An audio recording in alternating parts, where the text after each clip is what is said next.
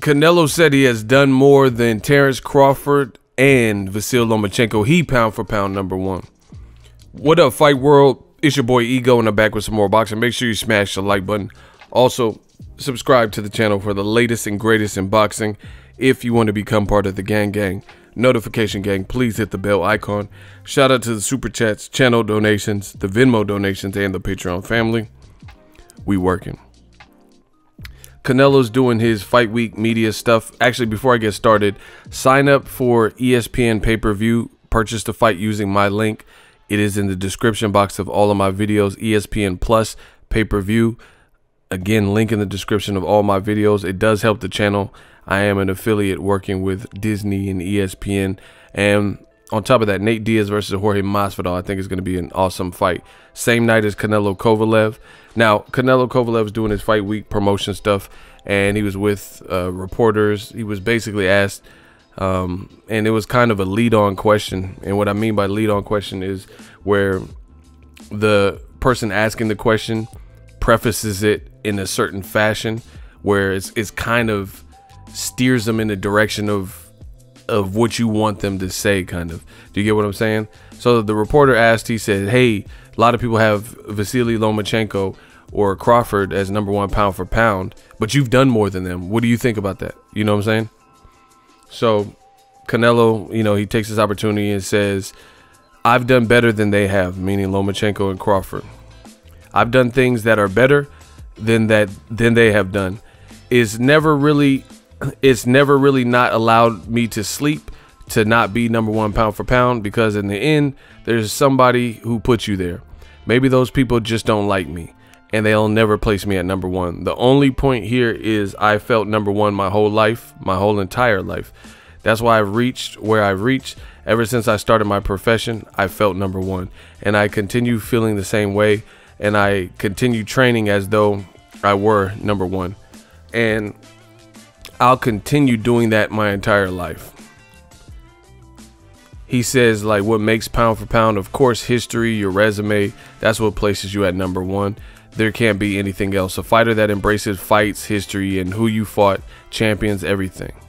You know, so he believes that. Now, I think this is kind of Canelo feeling sorry for himself a bit. Listen, I don't have a problem with Canelo being top 3, but I would actually even say I would put him over Lomachenko, just because of his resume is so much more detailed. Like, Loma hasn't even reached 20 fights. So this is why I don't even like the pound for pound conversations. You know what I mean? Especially in this modern age of boxing, because if you really want to be real, based on politics and certain fights not happening and A-side this and different networks and organizations and stuff, it's kind of hard to determine who the pound for pound absolute is. You know, when Floyd was fighting, you knew it was him. You know, and when Floyd retired and it was Pacquiao, you knew it was him. And then, you know, when Pacquiao was losing to Jeff Horn, Floyd had retired again, and Andre Ward was here, then you knew it was him. But right now in this current generation, it's kind of hard to find an absolute person. I think Canelo has 50 plus fights versus Lomachenko has, 15 in a loss. They both only have 1 loss, but Canelo arguably should have more losses, but on paper he doesn't, and he has like way more fights than Lomachenko. So I can kind of see that, but I don't place him above Crawford skillfully. You could say his resume, but my biggest thing with why I would put Crawford #1 pound for pound is because if I'm looking at pound for pound, I'm looking at everything, who you fought and how you fought him and how you beat him. To me, Crawford shows way more separation, keyword separation, in his elite fights. When he's unified, when he's fought champions, look how he's done it. When he's fought gold medalists, look how he's done it.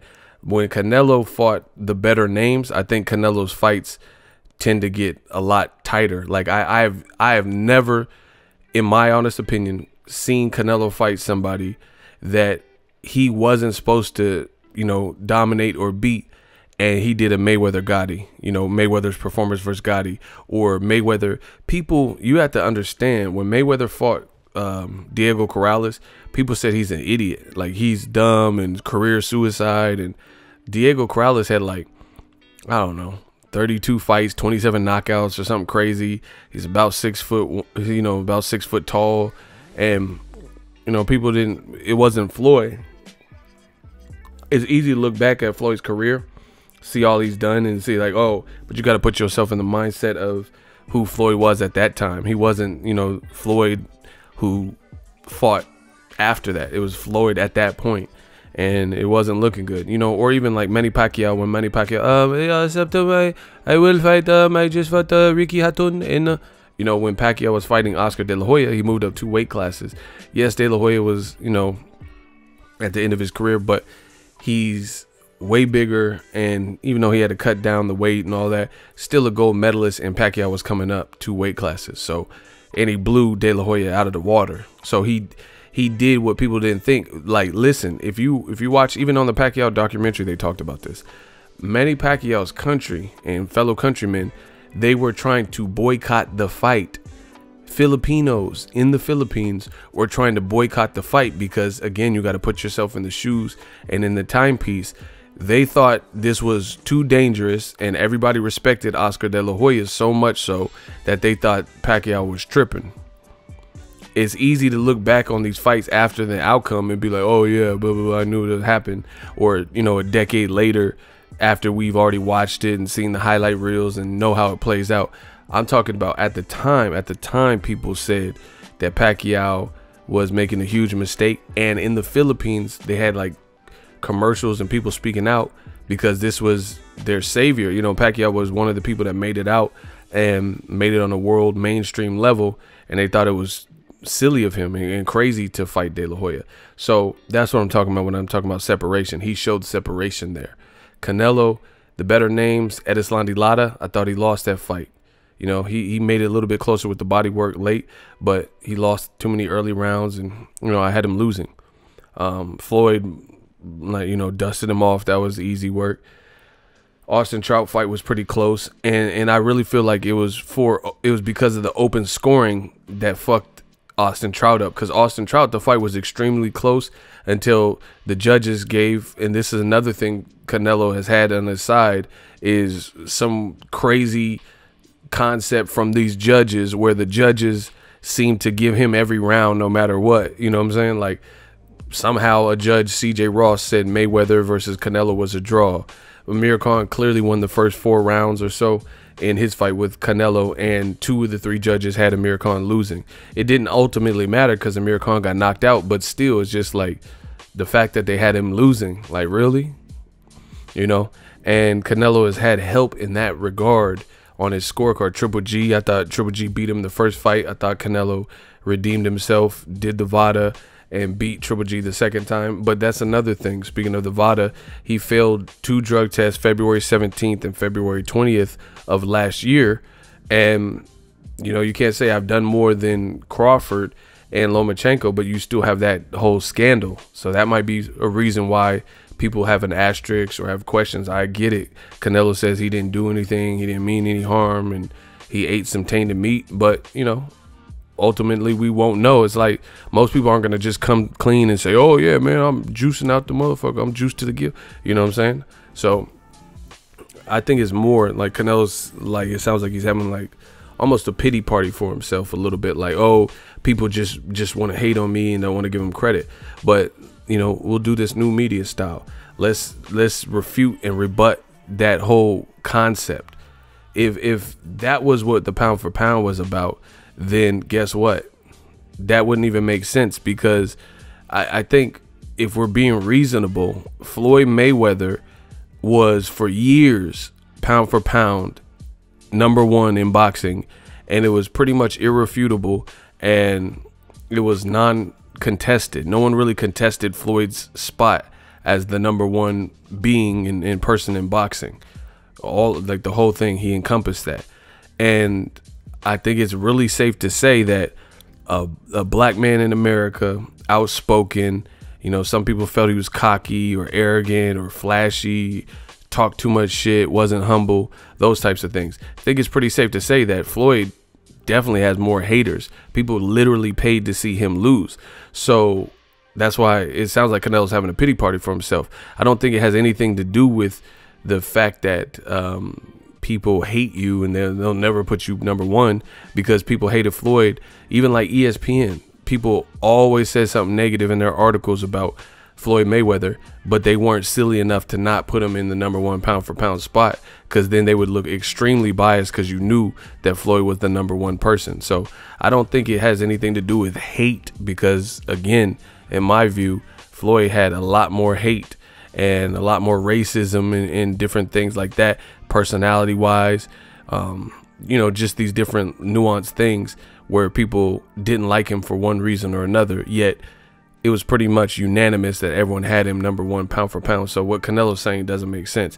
I think more to do with it is the failed drug test. Some people don't know where to place you because of people may have doubts. That's just what happens with it.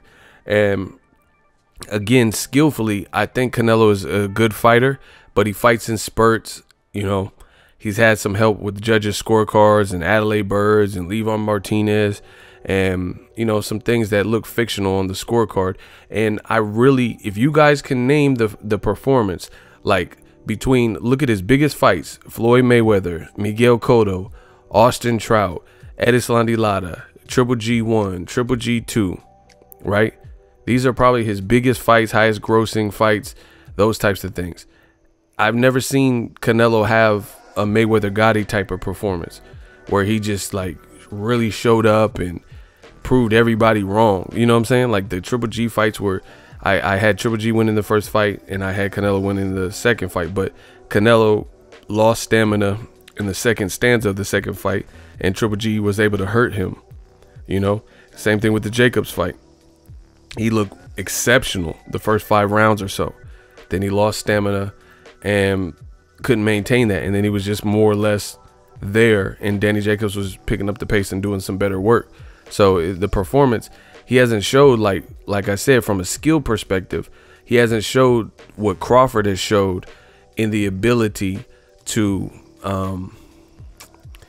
show crazy separation in terms of class. Like Terence Crawford in there with gold medalists, knocking them down 4 times, playing games with them, laughing at them, stopping guys bigger than him. Julius Ndongo was undisputed in a whole division. Canelo's never been undisputed. And now when he says this year he wanted to be undisputed, then he got stripped, of the franchise WBC.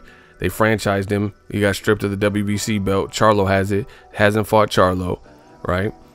Andre has the other belt, and then now you fighting at 175. So I think it's more the politics behind Canelo, why people don't necessarily have him number one. He's a good fighter, but Crawford made it his business to go after all the belts, and he successfully did it. Before Usyk, Crawford was the first person in quite some time that did that had collected every single belt, and he did it by stopping Ndongo. I was at the fight. That's how he became undisputed, and he's moved up weight classes and fought champions. And the other big difference is this: when you look at Terence Crawford, I truly, in my heart of all heart, I just talked to Terence Crawford in Reno a couple of days ago, but I truly believe in my heart of all hearts, if it was up to Crawford and there were no politics, that he would fight any of the PBC guys, any top guys in the welterweight division with no qualms, no fear, no worries. Or I think he's just built like that. He's competitive. Meanwhile, you have Canelo, who is, the face of boxing and the A side over everything. And he has the opportunity to really hand select and pick anybody in boxing from, he's fighting in 3 weight classes now, from 160 to 168 to 175. And he's choosing Kovalev, who definitely everyone, if you ask fighters and stuff, he seems to be on the tail end of his career, right? Crawford, you could say, oh, but Crawford's resume is lacking. Once again, these are politics. If it were up to Crawford and Crawford was this mega A side where he could just snap his fingers like Thanos and then manifest whatever fight he wanted, who believes that Crawford wouldn't fight Errol Spence or Danny Garcia or Mikey Garcia or any of the great fights, Sean Porter? Who believes that? Canelo is literally in that position just like Floyd was in that position, you know, the face of boxing, the most popular, you know, with the millions. We don't know with the streaming age, we don't know if we'll even get back to that where we see somebody with multiple million plus viewerships. Canelo has 2.2, 2.4 million views with Floyd. You know, most fighters don't have that. Terence Crawford don't have that. Errol Spence, these guys don't have that. Canelo does. So again, Canelo is a big star in boxing with actual credentials and numbers to support it. So he could really pick anyone he's wanting. But he's choosing not to fight Beterbiev, who just looked like a tank, to fight Kovalev, who's on his way out. You know, to not fight the guy in his ready-made division, even though he said he wanted to be undisputed. I really can't place him over Crawford because, again, I think Crawford is more a victim of politics than anything else, and I'm still going off of what he has done. And Crawford has never showed me anything to where he wouldn't go after the best. You know, Victor Postal, he went after him. People said, oh, that's a good fight. Beat him, easy work. I was at that fight. Felix Diaz was an Al Heyman fighter, taunting Terence Crawford, said he was scared and ducking. He beat the shit out of him. Felix Diaz just lost not too long after that too. So Felix Diaz, guys aren't necessarily the same after fighting Crawford. You get what I'm saying? So I think it has more to do with that than, you know, this kind of self-pity thing that Canelo's like, oh, people just want to hate on me. No, I don't think it's that, because if it was just from a pure hate point of view, Floyd Mayweather was the most hated, and still somehow it was unanimous that you put him #1 pound for pound, you know, during his run in his reign. So that's my thoughts. Let me know what you guys think.